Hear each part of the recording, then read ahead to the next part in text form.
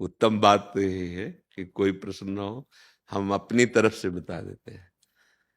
अगर इसी जन्म में भगवत प्राप्ति करनी है, अर्थात जीवन मुक्त होना है, तो शांतिरव्यर्थ कालत्वम विरक्तिर्मान शून्यता आशा बंधा समुत्कंठा नाम गाने सदा रुचि आसक्तिस्तद गुणाख्याने प्रीतिस्तद वसति स्थले। यदि हमारा हृदय ऐसा होने लगे गुरु कृपा से कि कोई हमें गाली दे या दुख दे या अपमान करे और हम हृदय को अपने बचा पाए, पहला शांति, इतना सहनशील, तितिक्षवा पहला लक्षण बताया गया है, कारुणिका बाद में तितिक्षवा, मतलब सहनशीलता अध्यात्म मार्ग की ऊंचाई पर चढ़ने के लिए अत्यंत आवश्यक है। अर्जुन जी के सामने भगवान हैं और वो कह रहे हैं मात्रा स्पर्शास्तु कौन्ते शीतोष्ण सुख दुखदा आगमा पाइनो अनित्यास्तास तितिक्षस्व भारत। ये आने जाने वाले अनुकूलता प्रतिकूलता, सर्दी गर्मी, मान अपमान, निंदा स्तुति, इनको तू समान भाव से सह जा, अर्थात समता को धारण कर।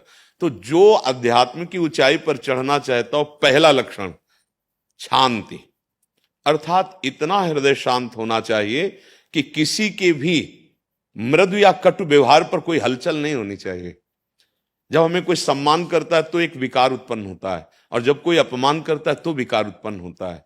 अपमान पर क्रोध विकार आता है और सम्मान पर हर्ष विकार आता है। जब सम्मान होता है तो हर्ष विकार मद को जागृत कर देता है, उपासना भंग हो जाएगी। शांति, जब हमारा कोई अमंगल करे हम उसका मंगल मनाएं।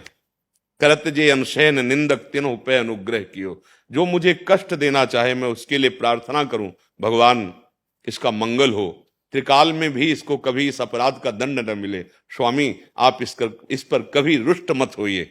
ये शांति शब्द का अर्थ है, सहनशील होते हुए दूसरों का मंगल करने की भावना। दूसरा अव्यर्थ कालत्वम, एक श्वास भी प्रभु से विमुख नहीं जानी चाहिए, इसी जन्म में जीवन मुक्त हो जाएगा। अव्यर्थ कालत्वम, एक श्वास भी, त्रिभुवन की राज्य लक्ष्मी देने पर भी जो आधे पल के लिए भगवान का विस्मरण नहीं करता वो महाभागवत है। एक श्वास भी प्रभु से खाली नहीं जानी चाहिए, अव्यर्थ कालत्वम। और विरक्ति, जिन विषयों को शास्त्रों ने विधि रूप में वर्णन किया है अपने अपने अधिकारानुसार, प्राण पोषण, जीवन यापन, धर्म की भावना को पूर्ण करने के लिए उन्हीं विषयों का सेवन करे, और जिनका निषेध किया गया है उनका त्याग कर दे, तो वो वैराग्य स्थिति को प्राप्त हो जाएगा। राग से ही अपराध बनते हैं, और राग रहित तो होकर धर्म पूर्वक विषयों का सेवन करना वो मोक्ष पदवी को प्रदान करने वाला बनता है।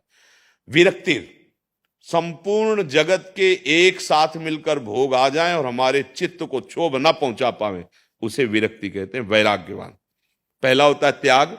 त्याग में होता है कि भोग का सानिध्य प्राप्त होने पर भोग की प्रबल लालसा पर मैं भोगूंगा नहीं, क्योंकि मुझे भगवत प्राप्ति करनी है, इसे त्याग कहते हैं। इसी से शांति प्रारंभ हो जाती है, त्यागा शांतिरंतरम। वैराग्य कहते हैं कि भोगों के सानिध्य में भोगने की प्रवृत्ति का ही ना होना, उसमें प्रवृत्ति है पर वो नहीं भोगेगा हठ पूर्वक, लेकिन इसमें प्रवृत्ति का ना होना। और उपरति कहते हैं कि भोग वस्तु है ऐसा भान ही खत्म हो जाना, सर्वम खलमिदम ब्रह्म। तो वैराग्य यहां कहा है कि भोगों के सानिध्य में भी भोगने की इच्छा ना होना, विरक्ति।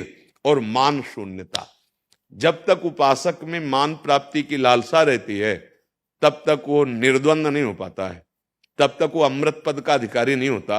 भगवत पद की प्राप्ति के लिए 15वें अध्याय में भगवान ने वर्णन किया निर्माण अमोह। सबसे पहले मान छोड़ने की बात कही, निर्माण अमोहा जित संग दोषा अध्यात्म नित्या विन। और महाप्रभु चैतन्य देव कह रहे हैं तृणादपि सुनीचेन तरोरिव सहिष्णुना अमानिना मान देन कीर्तनिया सदा हरि। स्वयं अमानी रहकर दूसरों को मान देना, मान का भोग न करना, ये भगवत प्राप्ति के लिए बहुत अनिवार्य विषय है।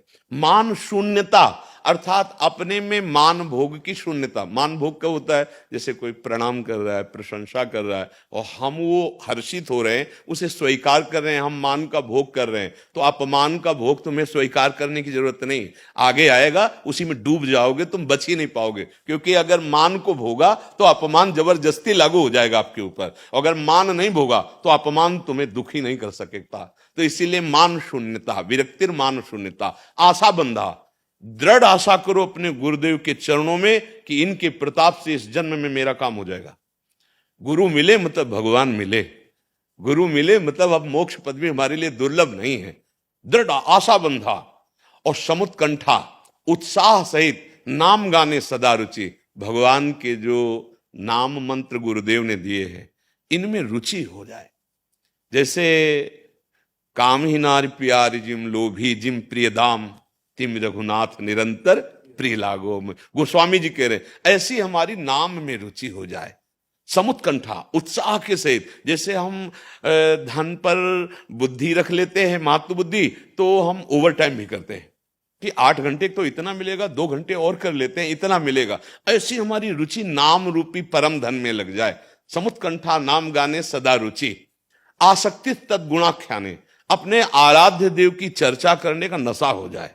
चार बैठे तो बोधयंता परस्परम कथयंति च माम नित्यम तुष्यंति च रमंति च, अपने प्रभु की ही चर्चा, अपनी प्रिया जी, अपने लाल जी, अपने बिहारी जी, बिहारिन जी की बातें। आसक्ति तद गुणा खाने और प्रीति तद वसति स्थले।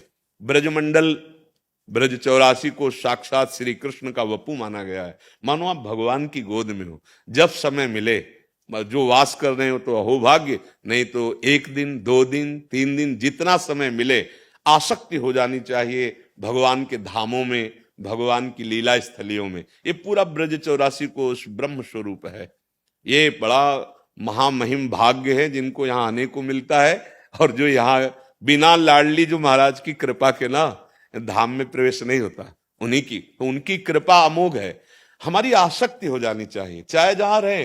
अगर आसक्ति हो गई तो चिंतन बनेगा, अगर लीला स्थलियों का चिंतन बनेगा तो लीला का चिंतन बनेगा, लीला का चिंतन बनेगा तो त्रिगुण पर विजय प्राप्त करने की पूरी सामर्थ्य देती भगवत लीला, और अगर त्रिगुणातीत हो गए तो भगवत प्राप्ति हो गई। ये जो लक्षण हैं अगर हमारे जीवन में आ जाए तो इसी जन्म में हम जीवन मुक्त हो जाए, चाहे वो गृहस्थ हो, चाहे वो विरक्त हो, चाहे वो यौवन हो, चाहे वृद्ध हो। हमारे मानव देह का परम लाभ भगवत प्राप्ति है। अगर भगवत प्राप्ति नहीं हुई तो कोई भी इस कमी की पूर्ति नहीं कर सकता, ना कोई पद, ना कोई वैभव, ना कोई मित्र, और ना कोई अब जन्म, और जो जन्म होंगे वो पूर्ति नहीं कर सकते। ये बहुत बढ़िया अवसर मिला है। अब हम चाहे जैसे हो भगवत साक्षात्कार करें, हम अपने गुरु को रिझाकर उनसे प्राप्त मंत्र और नाम के द्वारा अपने मन को तन्मया भगवान में तन्मय कर दें, ईश्वर में तन्मय कर दें। इस जीवन की सार्थकता है। श्री राधा वल्लभ लाल की।